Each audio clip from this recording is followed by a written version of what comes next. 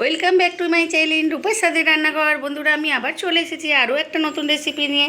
দেখুন, আমি এই যে মাছের ডিম আর তেলপোটার বড়াটা ভাজা আগেই দেখিয়েছি, ওটা একটা ডেসক্রিপশানে দেওয়া থাকবে, আপনারা দেখে নেবেন কীভাবে করেছি। তো এখন আমি এই বড়াটারই কীভাবে ঝাল করব, তো নতুনত্ব একটা দেখার চেষ্টা করছি। তো দেখুন, এখানে হচ্ছে পালং শাক, যেটা সেদ্ধ করে রাখা আছে জল জড়িয়ে। তো এখানে আছে কুমড়ো আর পটল, আর এটা হচ্ছে রিফাইন তেল। এখানে ঝাল মশলা যেমন লাগবে নিয়ে নেবো। এটা হচ্ছে জল। এখানে আছে টমেটোর পেস্ট, শুকনো লঙ্কা, কাঁচা লঙ্কা, আর তেজপাতা আর পেঁয়াজ কোচানো। চলুন আমি এই বড়াটা কিভাবে ঝাল বানাই সেটা দেখাচ্ছি। তো আমি এখন নিয়ে চলে এসেছি পটল আর কুমড়োটা ভাজার জন্য। এখন আমি রিফাইন তেল দিয়ে দিচ্ছি, এটা আমি একবারেই করে নেব। তো দেখুন,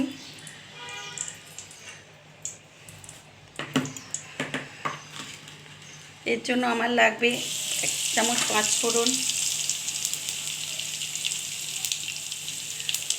কাঁচা পাকা লঙ্কা, শুকনো লঙ্কা, কাঁচা লঙ্কা। এবার এটাকে আমি ভালো করে একটু ভেজে নেব।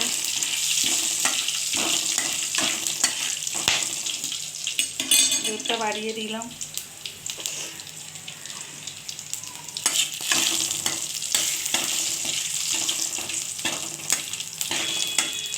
একটু নিজে নিজেই চেঞ্জ করে নতুন করার চেষ্টা করি। তো করে দেখি মোটামুটি ভালোই লাগছে, তাই আপনাদের সঙ্গে শেয়ার করি। তো পেঁয়াজটা তুলে দিলাম।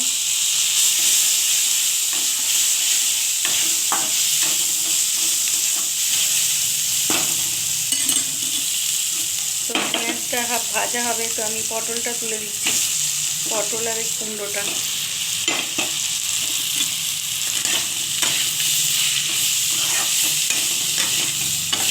এটা আলু ছাড়া, আলু দেবো না,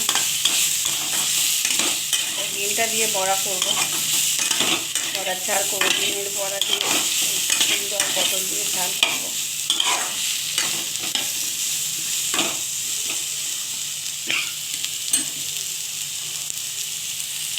আর একটু তেল দিয়ে দিলাম।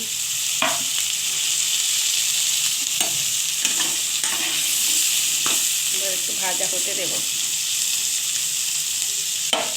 ভাজা ভাজা হয়ে গেলে নুন হলুদ দেবো। দেখুন বন্ধুরা, একটুখানি করে হালকা হালকা ভাজা মোটামুটি হয়ে আসছে।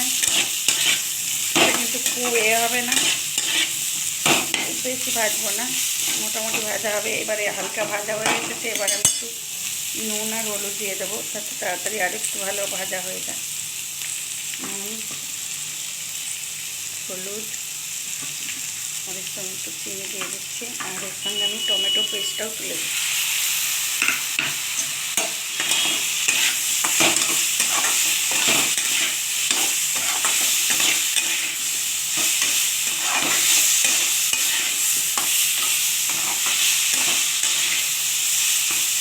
এই ভাজা হতে বেশিক্ষণ লাগে না।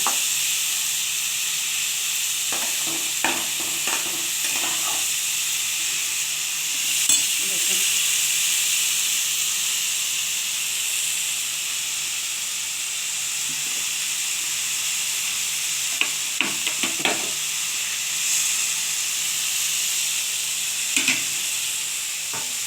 এবার আমি একটু হালকা সেদ্ধ হওয়ার জন্য একটু জল দিয়ে দিচ্ছি, জলটা মরবে।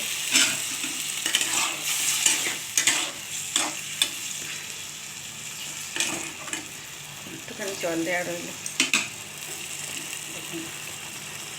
দেখুন বন্ধুরা, পটলটা মোটামুটি সেদ্ধ হয়ে এসেছে, তাই আমি একটুখানি এটা তুলে দিচ্ছি। এটা হচ্ছে পালং শাক।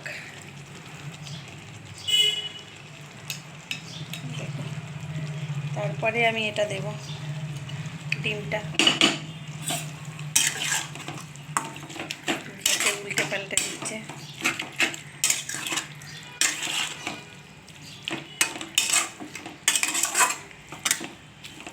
এটা কিন্তু সম্পূর্ণ নতুনত্ব। আমি আমার মন থেকে, কিন্তু খারাপ হবে না, একবার করে দেখবেন। দেখুন, এরপর আমি একটুখানি ঢেকে দেব।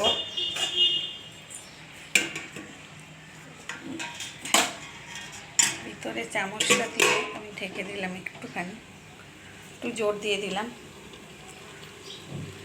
আবার ফিরে আসছি 5 মিনিট। দেখুন বন্ধুরা, এবার দেখি আমার এটা হলো কিনা সেদ্ধ। দেখুন পালং শাক আর এটা 15টি সেদ্ধ হয়ে এসেছে। এরপর আমি কিভাবে করব দেখুন, এই দেখুন পালং শাকটা আর এইটা এইভাবে করে দেবো। এরপর আমি বড়াটা দেব, এই মাঝখানটা আমি বড়াটা দিয়ে দিচ্ছি।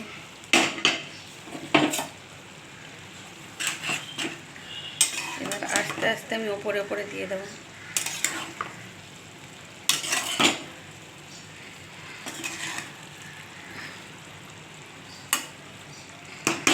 এবার একটুখানি ঢেকে দেবো জোর দিয়ে। দেখুন জোর দিয়ে আমি একটুখানি ঢেকে দিচ্ছি, ঢেকে দিয়ে নামিয়ে নেব। বন্ধুরা, এটা সম্পূর্ণ নতুন রেসিপি, একবার করে দেখবেন তো খুব ভালো লাগবে খেতে। তো নতুন নতুন রেসিপি বানাতে তো সবারই ভালো লাগে, তাই বলছি একবার আমার এই পদ্ধতিতে একবার বানিয়ে দেখবেন। তো বলবেন খেয়ে যে খুব ভালো হয়েছে, কমেন্টে বক্সে বলবেন যে আমি ঠিক বলছি কি না। তো 5 মিনিট পরেই আমি নামিয়ে নেব। দেখুন, তো দেখুন বন্ধুরা, 5 মিনিট পরেই ফিরে এলাম। তো ফিরে এসে দেখছি আমার এটা সম্পূর্ণ রেডি। দেখুন পালং শাক, কুমড়ো, পটল দিয়ে মাছের ডিম আর মাছের তেলপোটা দিয়ে বড়া করে ঝাল। তো আর একটা লাস্ট ফিনিশিং ওপর দিয়ে আমি একটু সর্ষের তেল ছড়িয়ে দিচ্ছি। দেখুন কত সুন্দর দেখতে হচ্ছে দেখুন। তো এবার আমি গ্যাসটা একদম শুকনো শুকনো হবে দেখুন। এবার আমি গ্যাসটা অফ করে দেব। দেখুন আপনাদের দেখাচ্ছি বড়াগুলো, এ দেখুন বড়াগুলো কিন্তু ভাঙে না, একটুকু মাঝখানে দেওয়া আছে দেখুন। তো এবার আমি ঢেলে নেব। দেখুন এবার অফ করে দিলাম গ্যাসটা। দেখুন ওই যে তেলপোটা, মাছের তেলপোটা আর মাছের ডিমের বড়া তৈরি করে যে বড়াটা ভাজা দেখিয়েছি, সেই ভাজাটা দিয়েই আমি এখানে বানিয়ে ফেলেছি।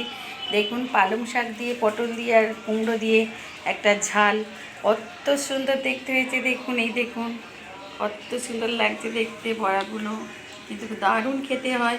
এটা সম্পূর্ণ নতুন রেসিপি, একবার বানিয়ে ফেলুন বন্ধুরা। তো বন্ধুরা যদি ভালো লাগে তাহলে প্লিজ শেয়ার, কমেন্ট, লাইক করতে ভুলবেন না। তো এভাবেই আমার সাথে থাকুন, পাশে থাকুন। নতুন বন্ধুরা সাবস্ক্রাইব করে দেবেন, নতুন নতুন রেসিপি জলদি আপনাদের কাছে পৌঁছে যাবে।